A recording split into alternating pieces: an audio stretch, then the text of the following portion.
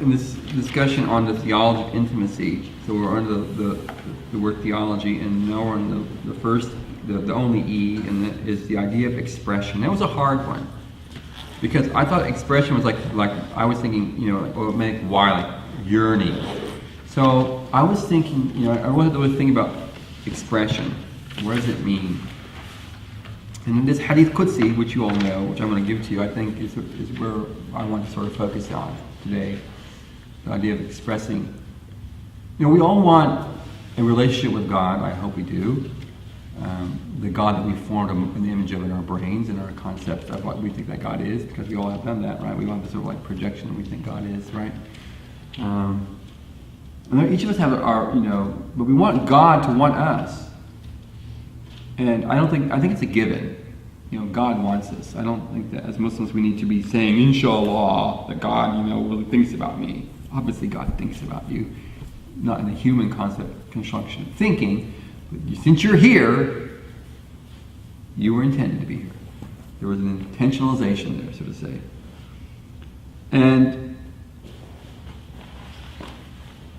But this hadith, Qudsi, is beautiful. And so the Arabic is from Anas ibn Malik who قال سمعت الرسول صلى الله عليه وسلم, I heard the Prophet صلى الله عليه وسلم say, قال الله تعالى, Allah Ta'ala says, يا ابن آدم إنك ما دعوتني ورجعتني غفرت لك على ما كان منك ولا أبالي.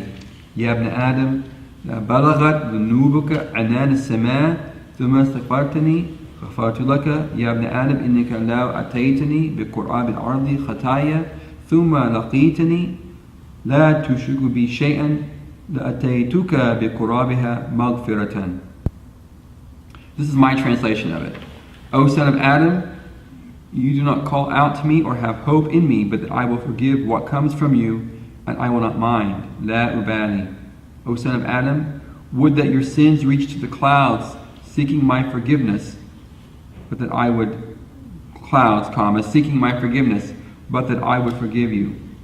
O son of Adam, would that you came to me with missteps as expansive as the earth, meeting me, not attributing another to me, but that I would give to you forgiveness of like measure. So I want to start then with this hadith then. And it's also, fortunate for me, it's hadith number 42 in the collection here of Ibn Rajab's commentary. And so there's a lot there to cover. So how does God express himself to us is the question I asked. And how do we express ourselves to him? So I think this hadith then really gives us an idea of how we are in a relationship with God. And the statement of Allah subhanahu wa ta'ala in this hadith, La ubali, is I don't mind. It doesn't come to mind. It's not a big thing, not a big issue. And the relationship that God describes here is that we come to Allah with a lot of brokenness. We come to Allah with missteps, khataya, with the dham and sin. Okay? There's only one thing that he wants, is that he wants us to want him. And so as the hadith ends, that tushrika bi shay'an, that you do not associate something to me. So God wants you to want him only. And this is not an issue here in our discussion of Tawheed. We want to talk about it as a theological point of discussion of shirk. Okay? I want to step out of shirk in that legal language that has been around for the past 100-something years, pounding in our ears as we are taught to delineate various areas of shirk and innovation in our lives, that we can expunge them from our lives. But stepping back with the idea of just wanting God for God. Wanting God for God. That's your first thing. Keep in mind. Is you want Allah because Allah is, and that is sufficient for you. That is sufficient for you to know that Allah subhanahu wa ta'ala exists. Of course, creedally, from a theological perspective, one of the things you have to believe about God is that He is wajib al-wujud, that He is necessarily existent, that God necessarily exists. So you can't have true faith, even theologically as a Muslim, yes, intellectually, unless you affirm that God necessarily exists. Okay? So if you've got a problem with that, we need to talk. You know. How you come to that conclusion that God exists, well, there's many ways you will do that. You've done that already. Each of you has kind of this intellectualization that there is a God that exists. And if I was to ask of each of you, well, could you please write down for me in a paragraph why you believe God exists? What's your name, brother? Sean. Huh? Sean. Sean? Why do you believe God exists? Hard. Timing you. SAT exam. Hard to vocalize sometimes. Oh, that's not the answer I want. That's a cop-out answer, you see. That won't get you any points on my exam. I need something written down. It's a hard question to just get out, isn't it? It's hard. You? I like that one. You just, I don't know. There's no. How do you know? Maybe you're mistaken. Some people know that God doesn't exist. They just know He doesn't exist. Richard Dawkins, I say, would probably, I just know He doesn't exist. It's the Quran. It's like putting a cart before the horse. I don't know. No, I'm just giving you a hard time. I'm playing the devil's advocate. I like to do that. Put on my horns and pitchfork and prod you all on to disbelief and dismay. It's like it's like Alcoholics Anonymous. You got to talk it all out, and then you sort of get healing in the process. Sorry. You? Shahab, there's no way all these things came out of nothingness. All the creation. So maybe parallel universes is not a possibility. I don't think so. I think I caught him on that one. I don't know. Go home and check it out when I go home. Brian Greene books will help you on that one. Well, I think, as you said, I don't believe that everything came out of nothing. I mean, the atheists have the argument that, they have theories, everything's based off of theory, so I feel personally that there's been instances in my life where I felt I couldn't do something, and then my du'as were answered, and I don't think I could have done those without someone else's guidance. So you perceive, and I see a head shaking there, that something has been demonstrated to you in some way, and that demonstration, a supplication that appears to have been responded to, is for you a proof that something, God, has responded. Okay. No, you're going to rise. You're going to have something to say about this. Taking a course in the Bible right now, I'm sure there's something. I have to read the Bible. What? I have to read the Bible. After reading the Bible? I feel the Quran is really good. Oh, the Quran. Okay. Ali? It's personal. I like that one. Okay, we go here. We can talk about that. I like that. It's personal. It's like, I really can't talk about it in public, I'm not trying to pry into your personal life, but. In a way that a lot of personal things, in terms of, I see him very personal with me in a lot of things. So it's almost a daily thing. You used the word, you also made it masculine. Him. I like that. Sorry. We're just trying to be, degenderification of God, I suppose. Muhammad? I'm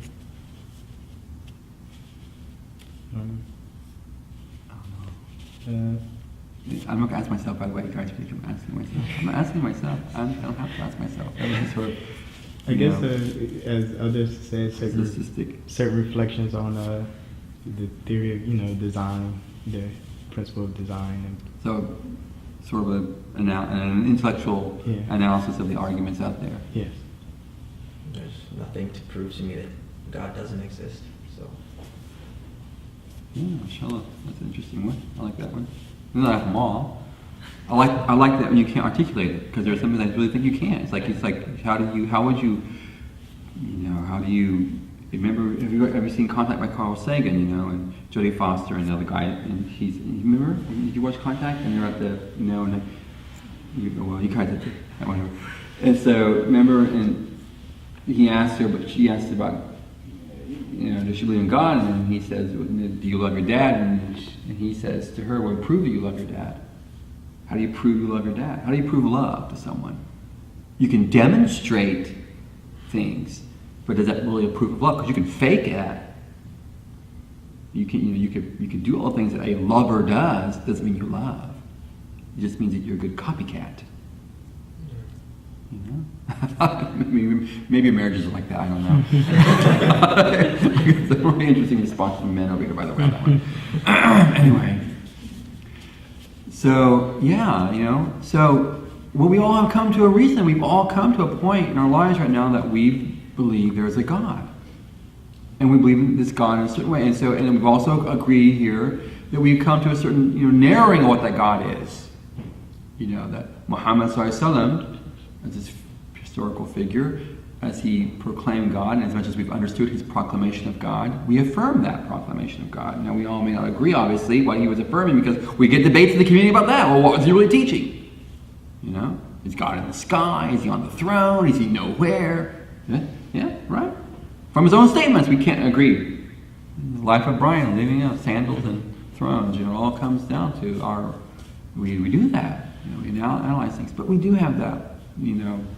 I have my reasons, and I can't honestly articulate all of them. And all of them are these intellectual things that you talk about, and some of them are intellectual, in my life. And but for me, for example, one of the from way back when before I was a Muslim, wonder and beauty were driving forces toward me.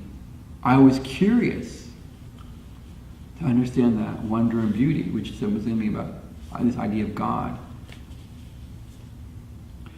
So, in this hadith then, and a hadith Qudsi then, is where Allah is speaking through the Prophet ﷺ and inspiring him in this knowledge. But the Prophet's words, the Prophet is given, this is interesting about hadith Qudsi, where Allah allows the Prophet to filter truths, divine truths, in his own words. It's not necessarily a verbatim revelation, like Quranic text, but where the Prophet it's in his own words, but as God wants them to be said. And what that shows? That shows a great generosity on God's part. Think about that for a second. Think about this for a second. Understanding about God for many people is that God has spoken, and we must now confirm and agree with that spoken word as it is.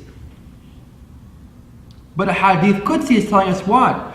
God has spoken, but it wasn't so important to God when he spoke or gave that information that it be his words exactly, explicitly, that is said. But that he has a relationship with a human being, in this case Muhammad ﷺ, who's allowed to articulate what God wants to be said.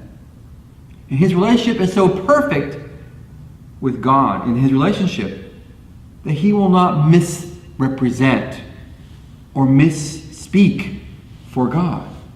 That's the perfection of his relationship. That's a really powerful thing.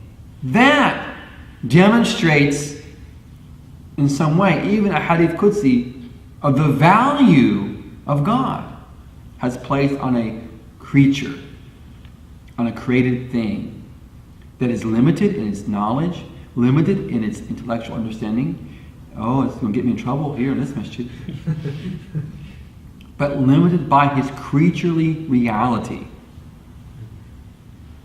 That's a beautiful thing to think about. Because if we can think about that, then it might help us also as Muslims to not be so, as contemporary Muslims as some of us are, so stormtrooper Muslims. We want to wear the Nazi Muslims, out there. Yeah, Allahu Akbar, brother. You gotta do it like that. Oh, you're gonna be a kafir and whatever, I was on Google Images, amusing myself with Screaming Muslim. You guys ever Google? No, he's like you. You should bring it up on your computer right now if you got one, Wi-Fi, and show him the screen. And then it's like you can get T-shirts now and bumper stickers with the Screaming Muslim. Yeah. He's like he's like viral on all these things, you know. It's a whole website just where you can get like Screaming Muslim paraphernalia. I think Omar used one on his Facebook. Huh? Omar used one on his Facebook profile. Yeah. Well, they look a lot very similar. But you know, that's the image, you know, and that's what we get, the Screaming Muslim. You know, find it. Google Images, type in Screaming Muslim, and it's one of the first ones that come up. You can't miss it. But this whole understanding that God is more generous towards us than even we even perceive the generosity of God, and the in a sense, the flexibility of God, because God, for many of us approaching God, we're not flexible. A lot of contemporary Muslims, God isn't flexible. And his understanding of that God isn't flexible. So when the current Pope, Mr. Ratzinger, you know, says that the Muslims have this fundamental problem because the Quran, as verbatim God's word crystallized in Arabic language, it doesn't allow them any flexibility. But of course, our scholars would say, of course we've got flexibility. The Sunni scholarly, even the Shia scholarly tradition is that there is flexibility there. Now, as we also perceive it today, many Muslims don't think that way, but it really is. In traditional Islam, there's a lot of flexibility and interpretation, and all the tools of interpretation, the task of interpretation, etc., show you the reality of flexibility. And, you know, I just look at the tradition in detail, and you'll see there's a lot of wiggle room when it comes to understanding the will of God, through Scripture, for example, as you try to interpret and read the will of God. So why am I going on this? Because I want you to understand then, even from a hadith Qudsi, that Qudsi, a sacred statement of the Prophet ﷺ speaking on God's behalf, is that he is speaking on God's behalf. That is a sign of the relationship that God establishes with humanity. Okay? And of course, I created jinn kind of mankind to worship me, i.e. to know me, is there. To know God through sacred ritual, through sacred expression. That God extends to you sacred acts that you can engage with Him in sanctity. See, that's what's interesting about that. We don't concoct our rituals in Islam. We receive them and engage in them. So God Himself then is the initiator. He is the progenitor of these things. I like that word, progenitor. I like that word. You know? He generates these things that we engage with Him. So if someone says, like your Christian friend might say, you Muslims are like working for your salvation. No, we're not. We're just receiving and accepting the things that God has poured out to us and engaging with them. And even if we don't engage in them perfectly, that's okay. He's not demanding perfection. He's demanding affirmation, reception, and effort. Get that. Okay? He's not demanding perfection. And I like this hadith that's mentioned here. Man kana Allah, or it's actually a weak hadith, but it's beautiful. Man kana Allah liyaftaha ala abdin baba du'a wa yaghluqa anhu baba ijaba. God will not open up a door to a servant of supplication and at the same time close on him the door of acceptance. God isn't this way. God doesn't give you these things and then disregard them as you bring it back towards Him. Remember the Prophet's prayer, for example. You get a tenth of it, a ninth of it, an eighth of it. You'll get something of the salah. You always will. Even though what God gave was perfect in its capacity to engage you with God intimately and to transform you deeply. But you may not then get all that, but God doesn't discard it from you. He doesn't discard it from you till you discard it. And that goes back to the hadith we mentioned already about the difference between faith and iman is what? Leaving the prayer. For example, if you leave the prayer, then you've really discarded the thing God gave you. And therefore you've really shown kufr to God. You've denied Him. And kufr, remember when the Prophet talked about women in the hadith, about wives towards husbands? And he talked about them having kufr, and it was what? When they were not being, in contextualize this hadith, right? If the woman was receiving, she married to a man, and then he is her provider, the nafaka is on him, he's a munfiquha, he's the one providing for her, and she ignores it, she rejects it, she speaks bad about him, and then the Prophet, this is a type of kufr on her part. She's denying the gifts, she's even maybe denying his obligation to her. And so the Prophet described it as a type of kufr.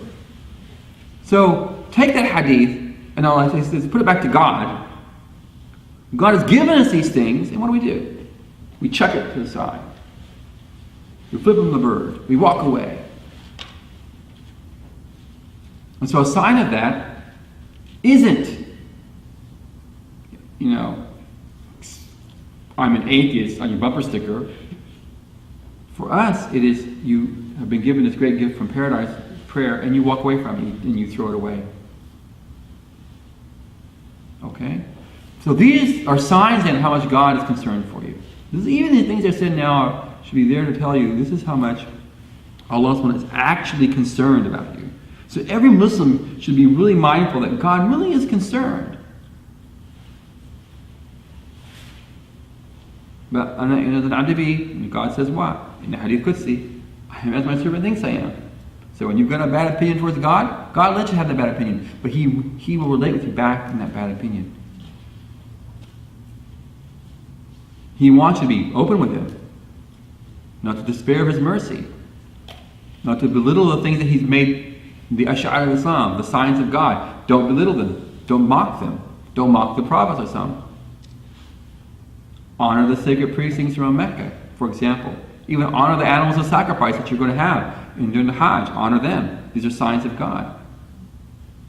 And when those signs of God exist, then you're in Dar al-Islam. And when you mock them, you return to Dar al-Kufa. Or maybe actually end up in Kufa. And there's nothing impossible for any person to relate with that, because that's how we have in human relationships.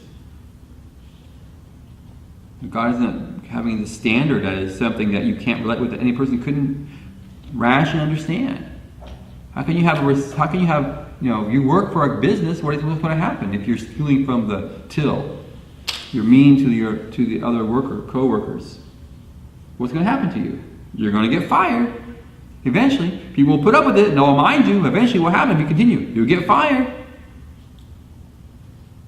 Well, Allah's, that we all understand that in the real world. Well, God brings the same type of analogy and relationships between you and Him, so you can actually understand it. I have some out there, deeply spiritual, metaphysical thing that no one can understand. It's so abstract that no one can relate with. No, man, God doesn't deal with us. Yes, there may be really abstract things out there, but on a practical message level of conveying an understanding, it's a metaphor and words that anyone can basically understand, because they're already dealing with people in reality of the world in those ways anyway. You're just now ratcheting them up in a relationship towards God, in a sense.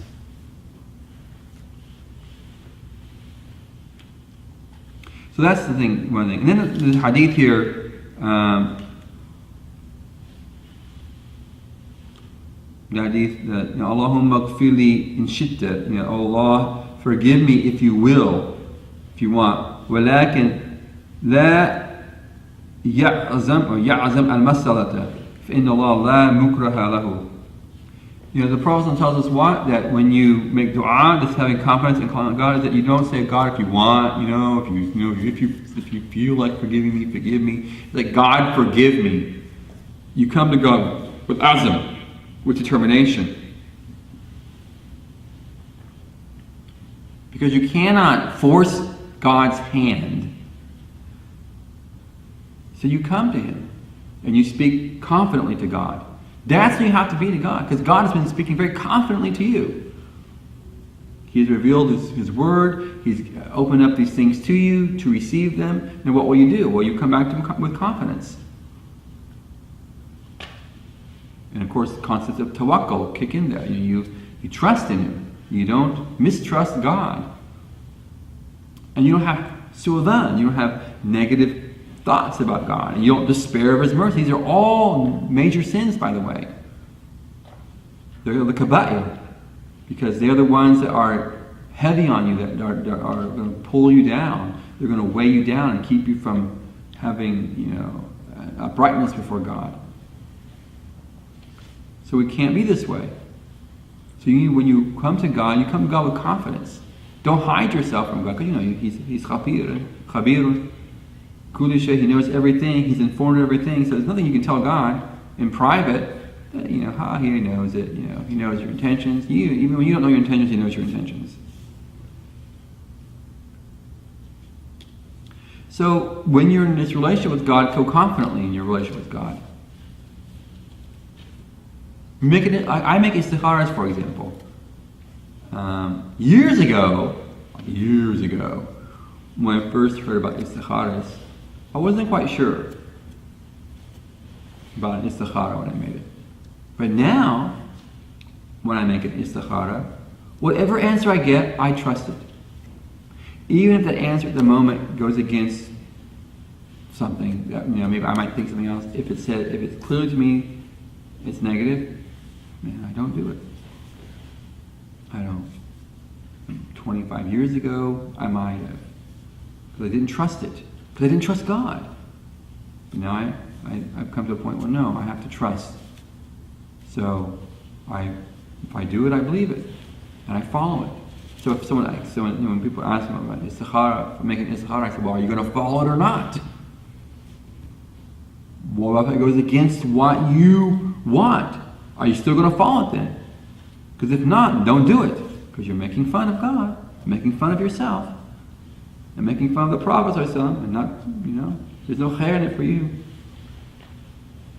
For example, this is one thing I have learned to do.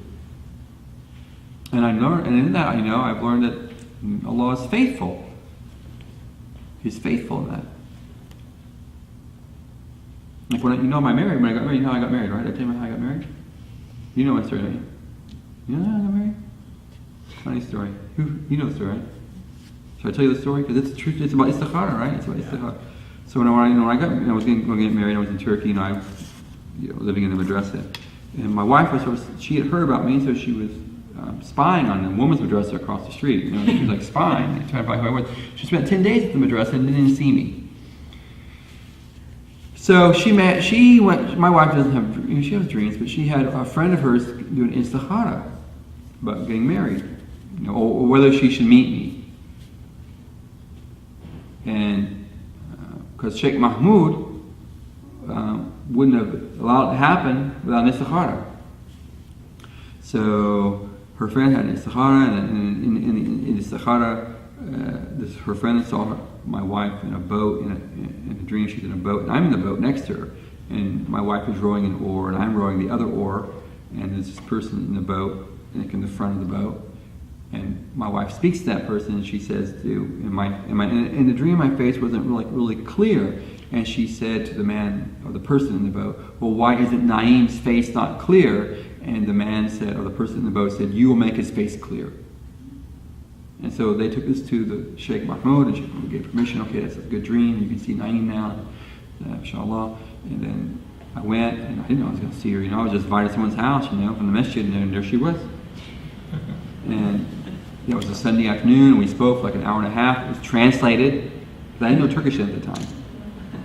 And so Brother Nuruddin Zengin, who was my contact person, when I first did my very first, I still have that letter, by the way. My wife still has that letter. My very first letter I wrote to Shaykh Mahmoud about my own dream to be his student or not.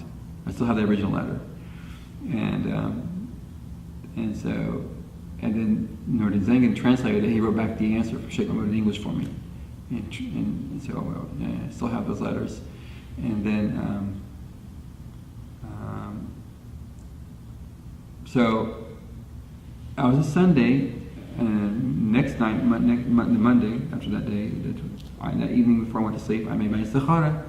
So I made a wudu and prayed 2 rakat, I went to sleep, and I had a dream that night. So in the dream, I'm like in the Blue Mosque, and I'm in the courtyard, like the Blue Mosque, and the door is open, and I'm there, and this girl comes up, and she's got blonde hair, she's not a Muslim, and she takes her shoes off and throws them into the mosque. And I say to her, well, why do you disrespect our mosques like this? Let me take you to my wife, introduce you to my wife, and she'll talk to you. We turn around, there's a woman behind us, and it's all in black face veil. She just lifted up her face veil, and it was my wife, Zihra. And I woke up, and I said, okay, I'll marry her. And then we met one more time with her sister. And then I met one more time with her dad, and that was it. The third time was the gurush. You go to the girl's family, and she cooks the meal, and you sit there, and then you have, well, are you going to get married or not? So it's like, I only met her once, twice, the third time, we agreed to get married. That was it. And I'm still married. Has it been difficult? Of course it's been difficult. Do we always see eye to eye? No, we don't see eye to eye. No. One time she went to Shaykh Mahmud, and she said, Shaykh Mahmud, maybe I shouldn't be married to Naeem, because he wants to fly, and I'm happy if I pray 5 times a day. But in my life, the fact that my wife is on the ground at times, tethered, and I'm out there in my la-la land of doing things I do, then, it's good to have someone who's sort of grounded in practical things like, did you buy the bread, and make sure you sit with the kids to their homework, and because if not, I'll be reading a book or doing something else, and I'll be, I'll do in my own little world. The point of that is, you don't know, but you trust in Allah, and you don't know the outcome of those things, but you trust in Allah. You can find wonderful things at the end of the day. It's not always easy. It's trial. But this is what we have to be. We have to trust. So istikhara, for example, is a test for many of us. Do you trust in these things? And when you believe in the Prophet when he says, if you ask Allah, He will respond to you. He is mustajab, or mustajib. He is the one who responds to the dua. So this is how you can, for example, there's a whole discussion here on this hadith then about dua. وَقَالَ رَبُّكُمْ, your Lord said, Ud'uni, call out to me, right?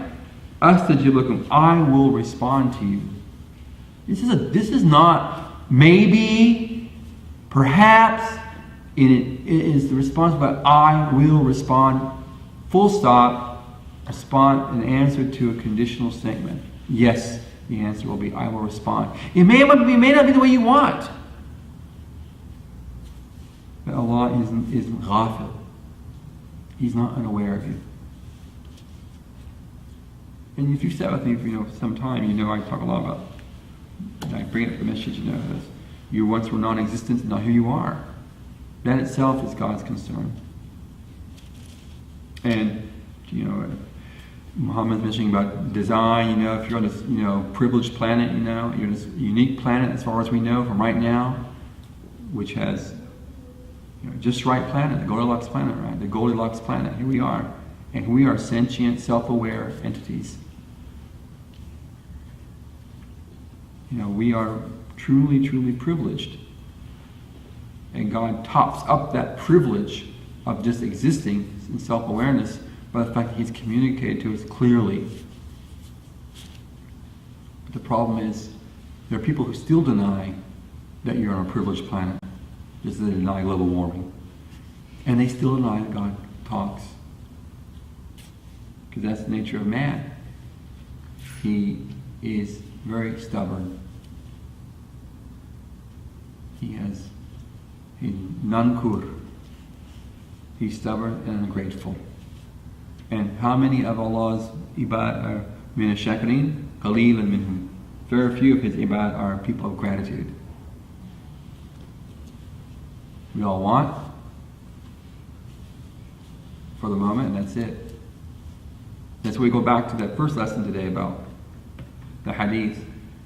You know, it's when you give back to people. When you give back to them, that's where you will have fullness of faith and fullness of relationship with God. Because God desires relationships. Yeah? We are not people who run off the mountains and sit in caves. If you want to be a hermit, if you want to be an ascetic, and you sit between Asr and Dhuhr, between Dhuhr and Asr, or Asr and Maghrib in the prayer, in the masjid, then you are at that moment, in that temporary itikaf, at that moment you are a monk at that moment. You have rahbaniyat to you. You will have the quality of being a monk or an ascetic at that moment. That is your asceticism.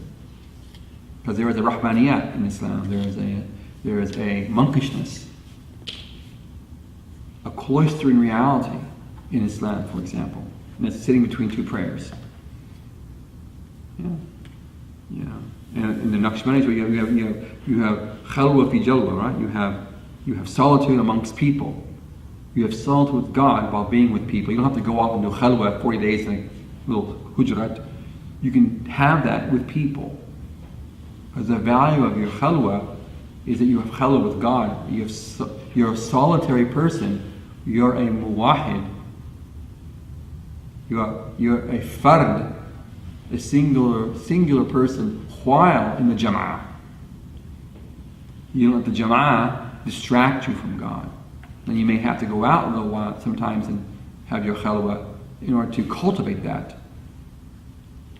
But that's a different issue. And then, and I was like, reading, and I thought, even Allah in his hikam, some things there I thought, it's beautiful. I have this commentary to the hikam of Ibn Attallah. Yes, I actually read this sometimes. I don't usually read this to other people. I read it for personal satisfaction. So,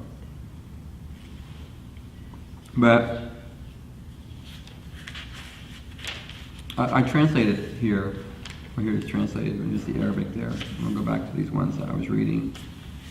Where he wrote, كيف يشرك قلب صور أكوان منتابعة في مراكه. If the forms of phenomenal beings are embedded in the mirror of the heart, how can it be illuminated? When akwan, existential realities, are imprinting upon your heart, mutaba'atan, they have taba'at, they're printed on your heart. How will your heart then reflect things of God? You got to clean the heart up. Okay, in your relationship with God, God puts you out there in a realm where things are putting impressions upon you all the time.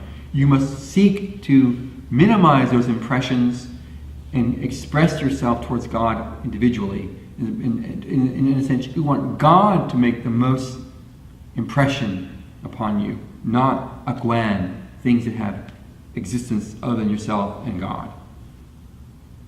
Okay? Your heart is a sacred vessel. Right? A Hasan hadith mentions Allah has vessels.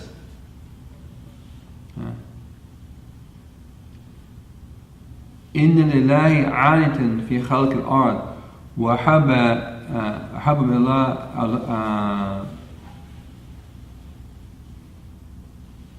how did it go, the hadith? It's a long time I saw that hadith. I'll give the English, maybe it'll come to me driving home. Allah has vessels amongst the peoples of the earth, and the most beloved of those are those that are the purest, are the ones that are with greater clarity. So in this hadith, which is a Hasan hadith, the Prophet described Aniya, this idea of a vessel, like a cup. God has cups, and those are the hearts of His righteous servants. Qulubi ba'da salihin, they are the hearts of His righteous servants. So is your heart a vessel of God? Is your heart a vessel of God? Or is your heart this thing that is so cluttered It's like these these desks in the masjid, right? The kids, they bring them in, they're already made, wood ones, and they're all nice wood. What happens over time? What do kids do? They write their names on them, they carve into them. What happens then? They're really hard to get out, if at all. Your hearts are like that. So you need to be mindful of that. كيف يرحل إلى الله وهو مكبل بشهواته? Or how will you travel? How will you have your rihla to God if you are, mukabbal? That is, it's like a camel's legs are tethered. You're tethered by your own shahwa, your own passions. How are you going to move to God if your shahwa, your nafs, your ananiyat, I, is constantly tethering your legs and tripping you up? You won't get very far. Remember, Moses, what was Moses given? Moses was given from the bush to what? Moses was told with the bush to take one thing, a message to Pharaoh was that I am God and you're not. Basically it. So Moses walked from the bush back to Egypt with this message, I am Allah, there is no God but me, to help Pharaoh to perhaps unshackle himself from the chains and fetters of his own I-ness that were causing him to stumble. Right? So you have to negate your I-ness before God and affirm His I-ness. Otherwise, you will constantly stumble. And negate doesn't mean to efface. Technically, it means to agree with God. I agree with you. I accept you. I hear you. I obey. Etc. etc. etc. كيف يطمع أن يدخل حضرة الله وهو لم يتطهر من جنابة غفلته? How can he, if it is not purified of the great impurities of its heedlessness, how can it aspire to enter the presence of God?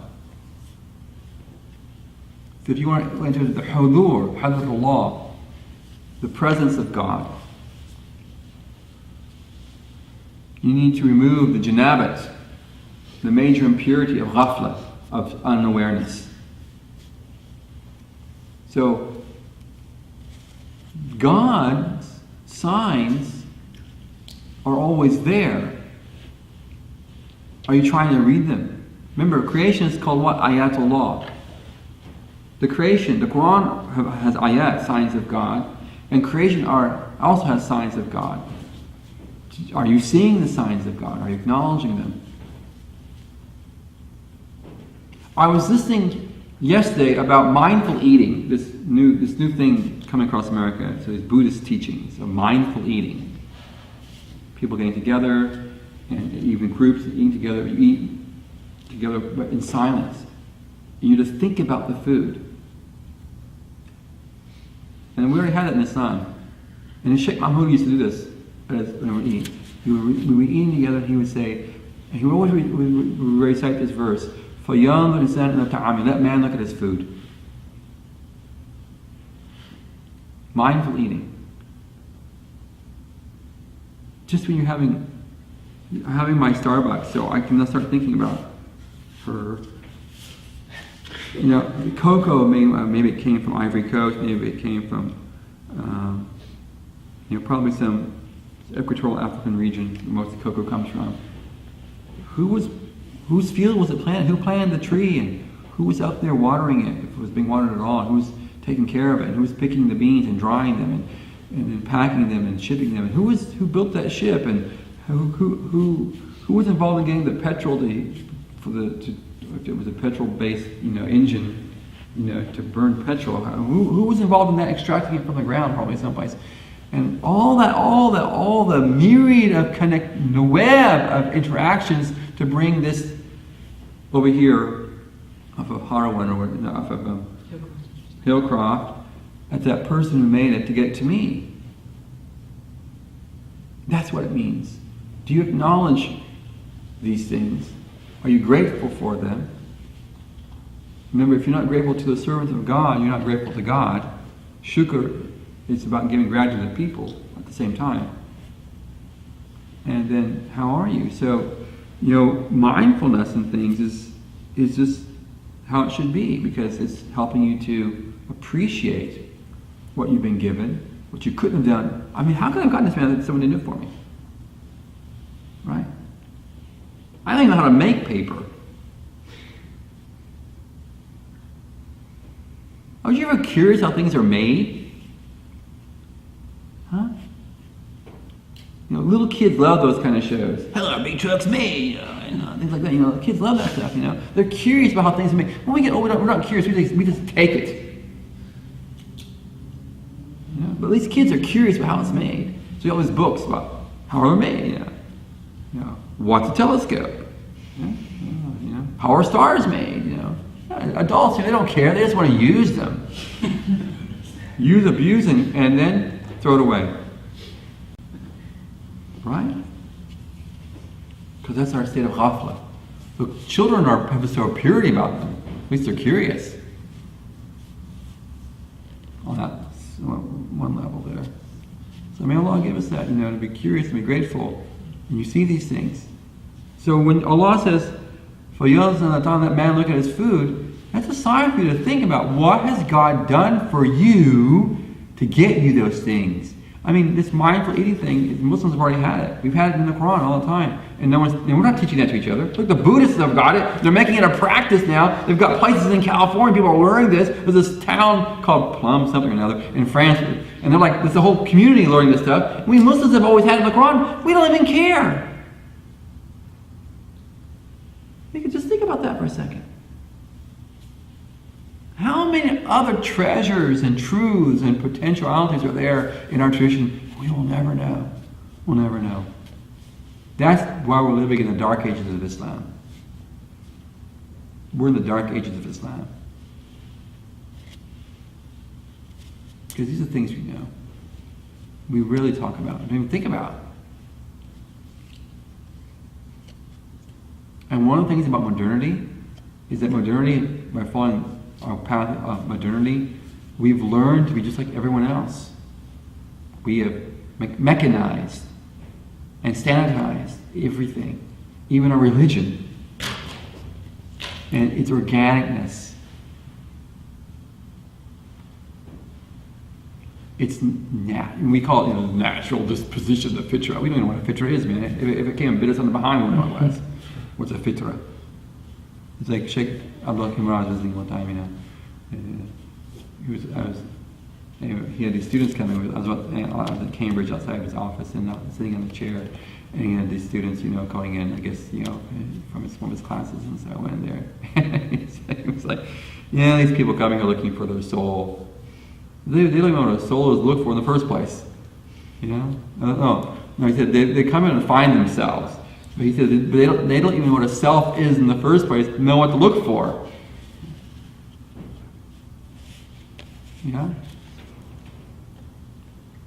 There's so much.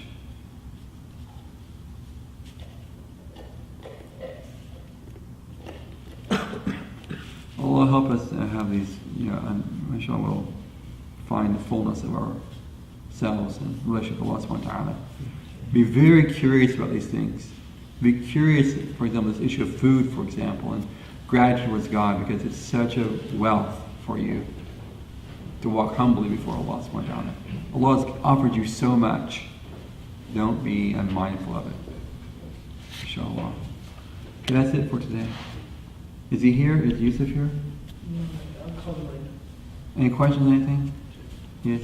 How did you translate the Malak and Yazan and Sadatan? So the hadith, right? Where's it at? Having confidence in calling out to God. Oh yeah, let me find that hadith. Let me look at it. I don't know what the last part means. Yeah, mukrahun. It means that phrase means God can't be like forced or compelled to do something. That's why I understood. It was sort of vague. I was actually thinking about that. I had my lexicon with me. It was up north, so I wasn't able to look into that more.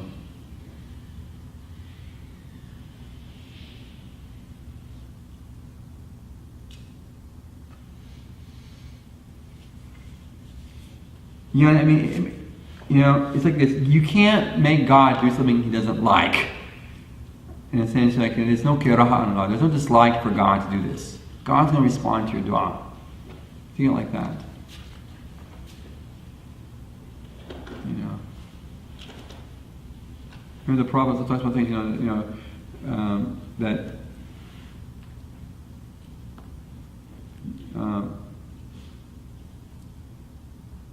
I'm trying to think of this hadith there somewhere vague in front of me. I don't know, maybe I'll think of it. There's a different word. So a person shouldn't say Allahumma ghfirli and shit though? No, you don't say God forgive me. You should say God forgive me. Okay. Because there's no dislike. You can't put God in a compromised situation or ask Him to do something He doesn't like to do. Yeah. But you don't ask, obviously, you don't ask God. God will respond to you as long as you're asking Him things that are sinful or against Him. Things that He has commanded us not. You don't ask God. God. I want to stop. I want to think of something like that. I'll stop my thoughts. Inshallah. Yes, inshallah. Assalamu alaikum. My name is Naeem, and I will be at Toronto on March 3rd and 4th at the Korba Academy, where I will be the instructor in their educational series, and the topic of discussion will be contextualizing history. And so this will be a 2-day, two full days, trying to make sense of the expressions of Islam that we come across in our masajid, in our schools, at university, whether you're a student or a member of, let's say, MSA, etc. What are the historical persons, thoughts, and underpinnings that have defined and are defining the contemporary expressions of Islam we have here in North America? So some of the things we want to cover those 2 days will be, particularly, we'll just focus initially on the rise of reformist movements in the late 18th and early 19th centuries of Common Era, and then move into how those reformist thoughts affected the Muslims of the late 19th and early 20th century in the Middle East, and particularly with the collapse of the Ottoman Empire, how the influence of colonialization and in the late 19th and into the 20th centuries allowed for expressions of reformist thought. We want to look at traditional Islam, that is, I would say that it's Islam as it was traditionally understood before the late 18th and up to the contemporary age that we live in. What is it? How has it survived? We want to look at the expression of Islam through its spiritual traditions, how that has been affected by these contemporary historical events. So things you may be expecting to talk about would be, for example, who was Sayyid Qutb, or who are those Hizb ut-Tahrir brothers and sisters we meet sometimes? Those men of Jamaat al-Tabligh, why do they come knocking on my door? I have a friend who's a Sufi, but I'm told that it's a deviant group. What is that book, Kitab al-Tawheed by Muhammad Abdul Wahab? And who was Maududi? Those and other questions we'll hopefully address these 2 days. So inshallah, if you're able to come, we hope that you will come with an open mind, with a notepad, and willing to take notes. We'll try our best to make it as objective as is possible. So, to be honest with you, I don't believe that any of us are truly objective. But inshallah will give us tawfiq to be at least honest and historically accurate as we're capable of being. So we'll see you there. That is March 3rd and 4th in Toronto at the Korba Academy. Assalamu alaikum wa rahmatullahi wa barakatuh.